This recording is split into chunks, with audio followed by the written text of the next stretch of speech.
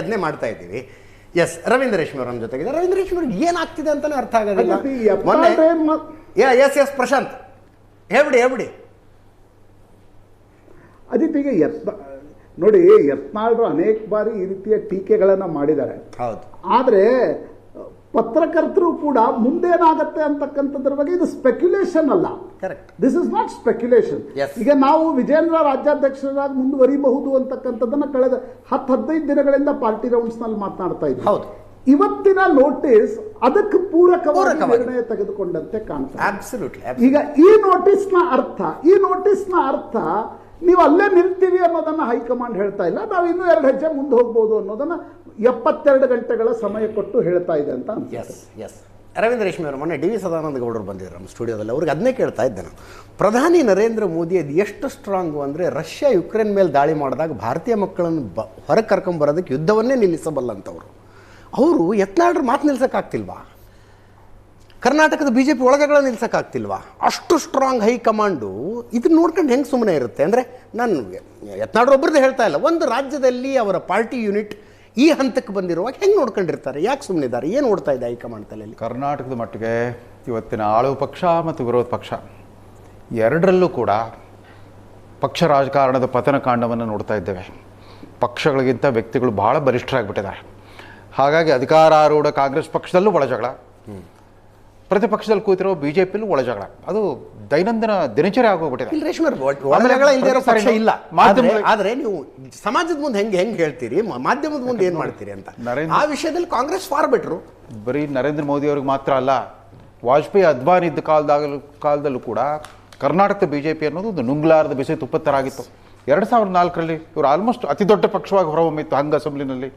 ಆಗಲೂ ಕೂಡ ಅನಂತಕುಮಾರ್ ಮತ್ತು ಯಡಿಯೂರಪ್ಪನವ್ರ ನಡುವೆ ನಡೆದ ಶೀತಲ ಸಮರದಿಂದಾಗಿ ಏನಾಗ್ಬಿಡ್ತು, ವಿರೋಧ ಪಕ್ಷದ ನಾಯಕನ ಮಾಡಲಿಕ್ಕೆ ಒಂದು 2 ತಿಂಗಳು ತಗೊಂಡ್ಬಿಟ್ರು. ಎಷ್ಟರ ಮಟ್ಟಿಗೆ ಅಂದರೆ ಕಡೆಗೆ ಒಂದು ದಿವಸ ಹೋಗಿ ಯಡಿಯೂರಪ್ಪನವರು ಒಂದು ದಿವಸ ಕಾಂಗ್ರೆಸ್ ಬಾಗಿಲು ತಟ್ಟಿದ್ರು, ಒಂದು ದಿವಸ JDS ಬಾಗಿಲು ತಟ್ಟಿದ್ರು ಅಂತ ಸುದ್ದಿ ಆಗೋಗ್ಬಿಟ್ಟಿತ್ತು. ಆವಾಗ ಕೊನೆಗೆ ನಿರ್ಧಾರ ಮಾಡಿದ್ರು ಯಡಿಯೂರಪ್ಪನೇ ವಿರೋಧ ಪಕ್ಷದ ನಾಯಕ ಅಂತ ಅಂದ್ಬಿಟ್ಟು. ಅದಾದ ನಂತರ 2006ರಲ್ಲಿ ಅಧಿಕಾರಕ್ಕೆ ಬಂದ್ರಲ್ಲ, ಅಧಿಕಾರಕ್ಕೆ ಬಂದಾಗ ರಿಪಬ್ಲಿಕ್ ಆಫ್ ಬಳ್ಳಾರಿಯನ್ನು ಅವಲಂಬಿಸ್ಬಿಟ್ರು. ಆ ರಿಪಬ್ಲಿಕ್ ಆಫ್ ಬಳ್ಳಾರಿ ಸಹೋದರರು ಹೈಕಮಾಂಡಲ್ಲ ಇಡೀ ರಾಷ್ಟ್ರದ ಎಲ್ಲ ರಾಜಕೀಯ ಪಕ್ಷಗಳನ್ನು ಬಲಿಷ್ಠ ಅನ್ನೋ ರೀತಿಯಲ್ಲಿ ತೋರಿಸ್ಬಿಟ್ರು. ಅದಷ್ಟೇ ಅಲ್ಲ, ಶಾಸಕರಂದ್ರೆ ಖರೀದಿ ಮಾರಾಟದ ವಸ್ತುಗಳು ಅನ್ನೋ ರೀತಿಯಲ್ಲಿ ಇಡೀ ದೇಶದ ಭಾರತದ ರಾಜಕೀಯ ಸಂಸ್ಕೃತಿಯಲ್ಲೇ ಒಂದು ಹೊಸ ಮಾದರಿಯನ್ನು ಇಟ್ಬಿಟ್ರು. ಅದು ಒಂದು ಕೆಟ್ಟ ಮಾದರಿ. ಆಗಲೂ ಕೂಡ ಅದ್ವಾನಿಯವರು ಭಾಳ ಪ್ರಭಾವಶಾಲಿಯಾಗಿದ್ದರು. ವಾಜಪೇಯಿ ಅವರು ಸ್ವಲ್ಪ ಆಗಲೇ ಇದಕ್ಕೆ ನೇಪಥ್ಯಕ್ಕೆ ಸರಿದುಬಿಟ್ಟಿದ್ರು.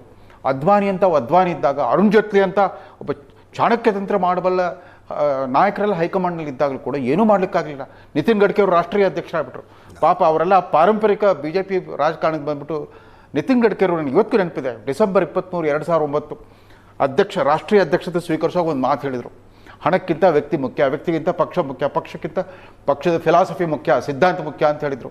ಇವತ್ತು ಹಂಗಿಲ್ಲ, ಎಲ್ಲದಕ್ಕಿಂತ ವ್ಯಕ್ತಿಗಳೇ ಮುಖ್ಯ, ಜಾತಿಗಳು ಮುಖ್ಯ.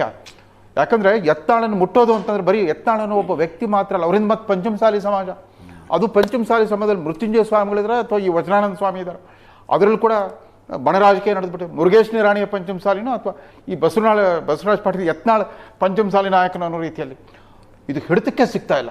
ನರೇಂದ್ರ ಮೋದಿ 2018ರಲ್ಲಿ ಆಯಿತು, ಅತಿ ದೊಡ್ಡ ಪಕ್ಷ 104ಕ್ಕೆ ಬಂತು, ಕಾಂಗ್ರೆಸ್ 130ರಿಂದ 78ಕ್ಕೆ ಇಳಿದಿತ್ತು. ಆಗಲೂ ಕೂಡ ಮುಖ್ಯಮಂತ್ರಿ ಈ ಯಡಿಯೂರಪ್ಪನವ್ರಿಗೆ ಸ್ಥಿರವಾಗಿ ನಿಲ್ಲಕ್ಕೆ ಬಿಡಲಿಲ್ಲ. ಮತ್ತೆ ಹಾಗೂ ಹೀಗೆ ಮಾಡಿ ಆಪರೇಷನ್ ಕಮಲದಿಂದ ಸಂಖ್ಯಾಬಲ ಬಂದಾಗಲೂ ಕೂಡ ಮಂತ್ರಿಮಂಡಲ ವಿಸ್ತರಣೆಗೆ 1.5 ತಿಂಗಳು ತೊಗೊಂಡ್ರು. ಕರ್ನಾಟಕದಲ್ಲಿ ಮುಟ್ಟಿದ್ರೆ ಯಾಕೆ ಕರ್ನಾಟಕ ವಿಚಾರದಲ್ಲಿ ಒಂದು ನಿಷ್ಠವಾದ ನಿಲ್ಲುತ್ತ ಸಾಧ್ಯವಾಗ್ತಾ ಇಲ್ಲ BJP ಹೈಕಮಾಂಡ್ಗೆ? ಯಾಕಂತಂದ್ರೆ ಆಮೇಲೆ ನೋಡಿ, 2020ರ ಅಂತ್ಯದಲ್ಲಿ ಕಾಂಗ್ರೆಸ್ ಪಕ್ಷ ವಿಜೇಂದ್ರನ್ನೇ ಗುರಿಯಾಗಿ ಇಟ್ಕೊಂಡ್ಬಿಟ್ಟು ಅವ್ರ ಅಪ್ಪನ ಮೇಲೆ, ಮುಖ್ಯಮಂತ್ರಿ ಆಗಿದ್ದ ಅವ್ರ ತಂದೆ ಮೇಲೆ ಭ್ರಷ್ಟಾಚಾರದ ಆರೋಪ ಮಾಡಿದರು, ಅವಿಶ್ವಾಸ ನಿರ್ಣಯವನ್ನು ಮಂಡಿಸಿದ್ರು ವಿಧಾನಸಭೆಯಲ್ಲಿ, ಸುರ್ಜೇವಾಲಾ ಬಂದು ಭರ್ಜರಿ ಭಾಷಣ ಮಾಡಿದ್ರು, ಎಲ್ಲ ಮಾಡಿದರು. ಅವಾಗ ಮೋದಿಯವರು ಆ ತಾಕಲಾಟದಿಂದ ತಪ್ಪಿಸ್ಕೊಳ್ಳೋಕ್ಕೆ ಒಂದು ಹೊಸ ಥೀಮ್ ಶುರು ಮಾಡಿಬಿಟ್ರು. ಹೋದಲ್ಲಿ ಬಂದಲ್ಲಿ ಜಾತಿವಾದ, ಭ್ರಷ್ಟಾಚಾರ, ಪರಿವಾರವಾದ, ಜಾತಿವಾದ, ಪರಿವಾರವಾದ, ಭ್ರಷ್ಟಾಚಾರ, ಇವು 3 ಲೀಸ್ ಥರ ನಮ್ಮ ಪ್ರಜಾಪ್ರಭುತ್ವವನ್ನು ಕಚ್ಚಿ ಹೀರ್ತಾ ಇದ್ದಾವೆ, ರಕ್ತ ಹೀರ್ತಾ ಇದ್ದಾವೆ ಅಂತ ಮಾತಾಡ್ತಾ ಬಂದು ಕೊನೆಗೆ ಯಡಿಯೂರಪ್ಪನವ್ರು ರಾಜೀನಾಮೆ ಪಡ್ಕೊಂಡ್ಬಿಟ್ರು.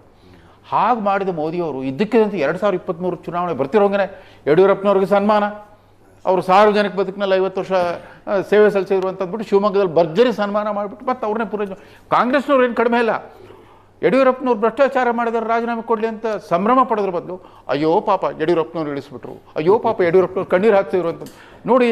ಕರ್ನಾಟಕದ BJP ನಾಯಕರು ಎಷ್ಟು ಬಲಿಷ್ಠರಾಗಿಬಿಟ್ಟಿದ್ದಾರೆ. ಕಾಂಗ್ರೆಸ್ನವ್ರು ಹಿಡಿತಕ್ಕೂ ಸಿಗಲ್ಲ, ತಮ್ಮ ಹೈಕಮಾಂಡ್ಗೂ ಕೇರ್ ಮಾಡಲ್ಲ. ಈ ಸ್ಥಿತಿಯಲ್ಲಿ ಒಂದೇ ಒಂದು ಗಟ್ಟಿ ನಿರ್ಧಾರ ಹೋದ್ರೆ ಹೋಯ್ತು. ಯಾಕಂದ್ರೆ ಕರ್ನಾಟಕದಲ್ಲಿ ಕಳ್ಕೊಳ್ಳಿಕ್ಕೆ ಈಗ ಟೈಮ್ ಬಂದಿದೆ ಅನ್ನಿಸ್ತಿದೆ. ಏನೋ ಒಂದು ಗಟ್ಟಿ ನಿರ್ಧಾರ ಮಾಡ್ತಾರಪ್ಪ ಅನ್ನಿಸ್ತಿದೆ. ಕಾಂಗ್ರೆಸ್ನ ಒಳಜಾಗಕ್ಕೆ ಒಂದು ಗುರಿ ಇದೆ, ಪವರ್ ಇದೆ, ಪವರ್ ಸ್ಟ್ರಗಲ್ ಇದೆ. ನಾನು ಪ್ರಶಾಂತ್ ಅವಾಗ ಮಾತಾಡೋದು ಪವರ್ಲೆಸ್ ಪೋಸ್ಟರ್ ಇದೆ ರೀ, ಅವ್ರು ಜಗಳ ಪವರ್ಲೆಸ್ ಸ್ಟ್ರಗಲ್. ಯಾವ ಗುರಿ ಇಲ್ಲ, ಯಾವ ಪದವಿನೂ ಕಾಯ್ತಾ ಇಲ್ಲ ಇವ್ರಿಗೋಸ್ಕರ. 3.5 ವರ್ಷ ವಿರೋಧ ಪಕ್ಷದಲ್ಲೇ ಕೂತ್ಕೋಬೇಕಾಗಿದೆ. ಆದ್ರೆ ಏನಂದ್ರೆ ಕಾಂಗ್ರೆಸ್ ಆಗಲಿ ಇವರಾಗಲಿ ವಿರೋಧ ಪಕ್ಷದಲ್ಲಿ ಮುಂದುವರಿಬೇಕು ಅನ್ನೋ ತಾಳ್ಮೆ ಯಾರಿಗೂ ಇಲ್ಲ. ನಾವು ಹಿಂದಿನ ತಲೆಮಾರು ನೋಡಿದ್ವಿ, ಅವರೆಲ್ಲ ಜಾರ್ಜ್ ಫರ್ನಾಂಡಿಸ್, ವಾಜಪೇಯಿ ಇವ್ರಿಗೆಲ್ಲ ವಿರೋಧ ಪಕ್ಷದಲ್ಲಿ ಕೂತ್ಕೊಳ್ಳೋದು ಅಭ್ಯಾಸ ಆಗೋಗ್ಬಿಟ್ಟಿತ್ತು. ಇಬ್ಬರು ಸದಸ್ಯರು ತಾಳ್ಮೆಯಿಂದ ಇರ್ತಾಯಿದ್ರು. ಅದೊಂದು ಗೌರವಯುತವಾದ ಸ್ಥಾನ. ಅವರೆಲ್ಲ ಪ್ರವರ್ಧಮಾನಕ್ಕೆ ಬಂದಿದ್ದೆ ವಿರೋಧ ಪಕ್ಷದ ನಾಯಕರಾಗ್ಬಿಟ್ಟು. ಇವಾಗ ಹಂಗಿಲ್ಲ, ಯಾರಿಗೂ ಪೇಷನ್ಸ್ ಇಲ್ಲ.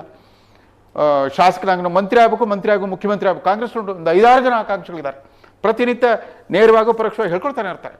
ಆದರೆ ನರೇಂದ್ರ ಮೋದಿ ಅವರಿಗೆ ಇದು ನಿಜವಾದ ಅಗ್ನಿ ಪರೀಕ್ಷೆ. ಕರ್ನಾಟಕದ ಈ ಜಟಿಲತೆಯನ್ನು ಅವ್ರು ಸಾಲ್ವ್ ಮಾಡಿಬಿಟ್ರೆ, ಯಾಕಂದ್ರೆ ಇಬ್ಬರಿಗೂ ಕಾಂಗ್ರೆಸ್ಗೂ ಕರ್ನಾಟಕನ ಭದ್ರಕೋಟೆ, BJPಗೂ ಕರ್ನಾಟಕನ ಭದ್ರಕೋಟೆ ಆಗಿಬಿಟ್ಟಿದೆ. ಎಲ್ಲಿ ಮುಟ್ಟಿದ್ರೆ ಕೋಟೆ ಬಿದ್ದೋಗುತ್ತೋ ಅನ್ನೋ ಆ ಆತಂಕದಿಂದ ಹೊರಗೆ ಬರಬೇಕು. ಆ ಡೈಲಮಾದಿಂದ ಹೊರಗೆ ಬಂದ್ಬಿಟ್ಟು ಒಂದು ನಿಷ್ಠುರವಾದ ನಿರ್ಧಾರ ತಗೊಂಡ್ರೆ ಕರ್ನಾಟಕ ಒಂದು ವಿಮೋಚನೆ ಸಿಗುತ್ತೆ. ಕರ್ನಾಟಕದಲ್ಲಿ ಪ್ರಜಾಪ್ರಭುತ್ವನು ನಿರಾಳವಾಗಿ ಉಸಿರಾಡಿಸೋಂಗಾಗುತ್ತೆ. ಅಲ್ಲ, ಫೈನಲ್ ಟೈಮ್ ಬಂದಿದೆ ಅನ್ನಿಸ್ತಿದೆಯಾ ಈಗ? ಡೆಫಿನೆಟ್ಲಿ ಹಾಗನ್ಸಿದ್ವು. ಒಂದು ಡಿಸಿಸಿವ್ ಮೊಮೆಂಟ್ ಹಸ್ ಕಮ್. ಬರ್ತೀನಿ ನಾನು.